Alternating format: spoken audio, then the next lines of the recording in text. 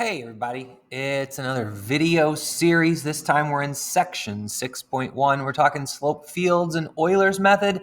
This video is going to focus on differential equations. The next video is going to be slope fields, and I think we'll push Euler's method off for a little while. So let's begin with those differential equations and all the different definitions we're going to see in this video. Differential equation, an order of a differential equation, what we mean when we say exact, a general solution, an initial condition, an initial value problem, and finally, a particular solution. So a lot to unpack in this video.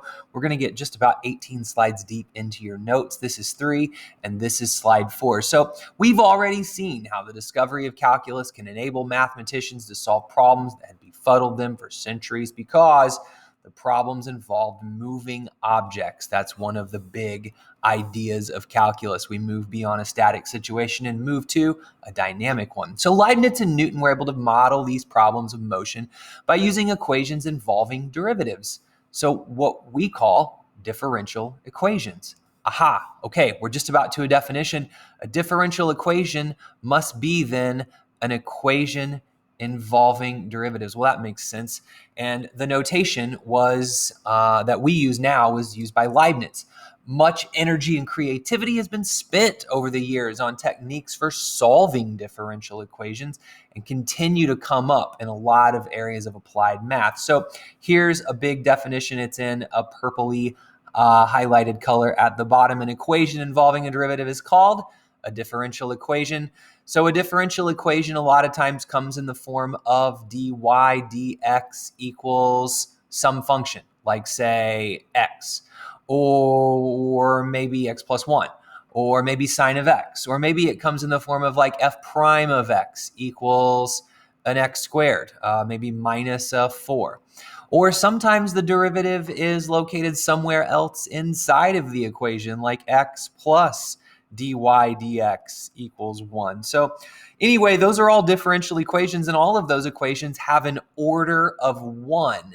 So the order of a differential equation is the highest derivative involved, and since we're looking at a first derivative, a first derivative, a first derivative, all of those have order 1, and all of the differential equations you're going to see in this video and section are of order 1. So let's get right to it. We want to solve a differential equation, and our example says, find all functions y that satisfy dy dx equals secant squared x plus 2x plus 5. So when we see solve in reference to a differential equation, what we're looking for is the original function. Find the original function. And what I mean by original function is find the function whose derivative is given. So we're given dy dx is equal to secant squared of x plus 2x plus 5. Find the function who has that derivative. So here we go. We're looking for y. That's going to be the way the solution starts. Take it term by term. What function has a derivative of secant squared? Well, that would be tangent, the tangent of x. What function has a derivative of 2x? Well, that would be x squared, and you can kind of backwards yourself into that. If you're not too sure, it'd be x squared. Okay, derivative of that would be 2 to the front, reduce that by 1, so 2x to the first 2x, and oh yeah, that's right. Next to the 5, so what function or what term has a derivative of 5? That's easy enough, 5x. And then we're to a point where a lot of students would say, we're done, we got it, no problem. But I'm going to submit this. This is an answer, but it's not necessarily all of the answers, because couldn't I write over here plus 1? Because the derivative of 1 is 0, and that wouldn't show up in the derivative dy dx that was given. Or couldn't you even put 100 right here? Plus 100, and that would also be correct. So essentially what we've done here, when we go from derivative back up to the original function, we've lost any kind of idea about whether or not there was a constant involved originally. So we have to account for that. And the way we do that is with the symbol capital C. So we're going to add on to the end of this plus C. We're going to more clearly define that C in a future section. It's called a constant of integration, but that C takes the place of any constant there at the end of the answer. We first encountered this sort of differential equation way back in chapter 4. It's called an exact one. And the solution can essentially be any antiderivative of secant squared plus 2x plus 5. And all of those answers begin with the same thing. They begin with the tangent of x plus x squared plus 5x. And then that plus c is kind of that variable part there at the end that could be any constant. This answer is called a general solution. And hopefully it makes sense why. It's not a particular one. It's not any one exact answer. It's general because we don't know what that C value is. A general solution to a differential equation. So here's another straight from your textbook. It's number 1. Find the general solution to this exact differential equation. So dy dx is equal to 5x to the 4th minus the secant squared of x. Sounds easy enough. So what has a derivative of dy dx? Y does. And what has a derivative of 5x to the 4th? Well, x to the 5th does. And what has a derivative of minus secant squared? Well, minus tangent of x does. And don't box in your answer just yet because we haven't accounted for the constant that could be at the end of this function. So let's put plus c, and there we have it. That is our, again, general solution to the differential equation. So more on that, we notice that we can't exactly find the unique solution just yet unless we're given some more information. If the general solution to that first order differential equation is continuous, the only additional information that we need to find the value of C is just a single point. And that single point is known as an initial condition. And so, initial condition is something we're going to refer to a lot. One extra piece of information other than the differential equation. So when we get that initial condition, then the differential equation problem is known as an initial value or an initial condition problem. And it actually has now not just a general solution, but a particular solution or a unique solution to that differential equation. We're going to be able to figure out what C actually is. So let's see one of those here. Find the particular solution to the equation dy dx equals e to the x minus 6x squared. And then, here's some more information, whose graph passes through the point 1, 0. That is known as the initial condition. I'm going to write that here for notes, initial condition, and this becomes an initial value problem. So let's start it just like we did example 1, like we were going to find a general solution. So I'm going to rewrite that differential equation one more time, dy dx equals e to the x minus 6x squared. Going forward, what has a derivative of dy dx? Well, y does. Move to the first term.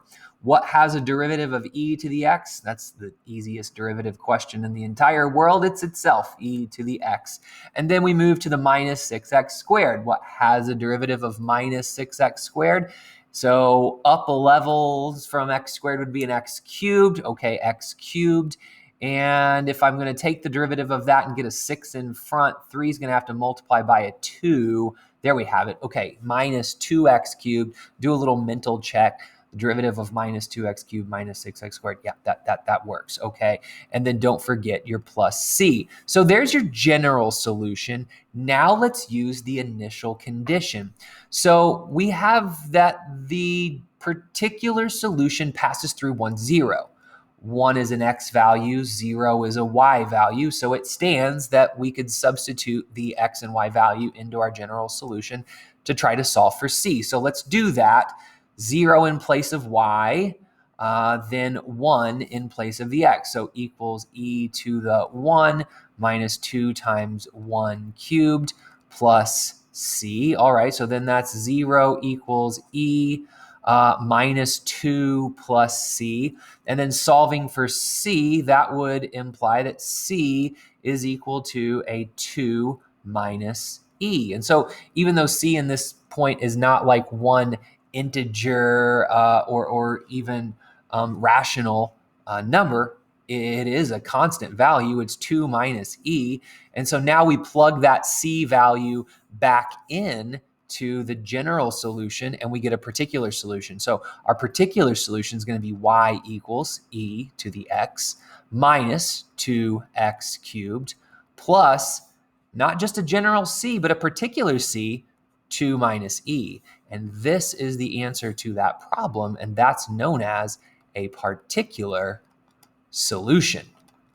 Awesome. So let's try one straight from the textbook. Here it is.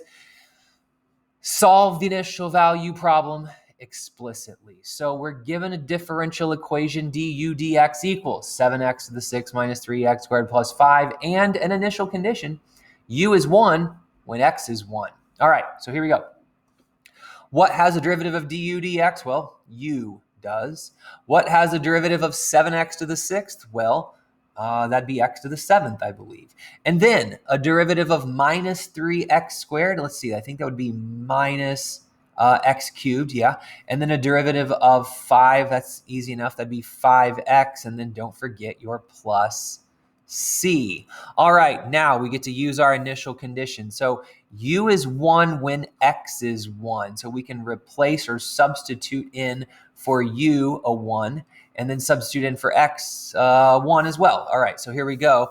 1 is equal to 1 to the 7th minus 1 to the 3rd plus 5 times 1 plus c. I'm going to put that in red just so you can more clearly see the substitutions I'm making. So now what does that become? 1 equals 1 to the 7th is 1, minus 1 cubed is 1, plus 5 times 1, that's 5, plus our c. Let's continue solving here. 1 minus 1 plus 5, that's just 5, so 1 equals 5 plus c, and that means that c is negative 4. So the solution here is our particular solution, since we have the initial value, and that's going to be, I'll just write it, particular solution is, it's u equals x to the 7th minus x to the 3rd plus 5x plus, not c, I did that on purpose,